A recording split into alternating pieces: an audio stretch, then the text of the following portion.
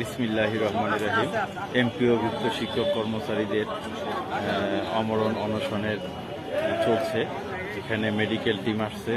Medical team এবং এই সার্বিক দিক বিবেচনায় জনাব মোহাম্মদ খায়রুল আলম নাগেশ্বরী বাসা এবং গাগলা হাই স্কুলে চাকরিরত, উনি এখানকার সার্বিক দিক বিবেচনায় রয়েছেন। আমাদের দুইজন মানুষ একটু অসুস্থ বোধ করার কারণে সেখানে মেডিকেল টিম আসছে। ওনারা এখন চিকিৎসা সেবা প্রদান করবেন। খায়রুল ভাই খুবই ব্যস্ত মানুষ, ব্যস্ততার মধ্যেই আছেন। এত বড় একটা গুরু দায়িত্ব দেওয়া হয়েছে তাকে, এই প্রোগ্রাম চালানোর মুখপাত্র হিসেবে সার্বক্ষণিক দেখাশোনার জন্য তাকে রাখা হয়েছে এখানে।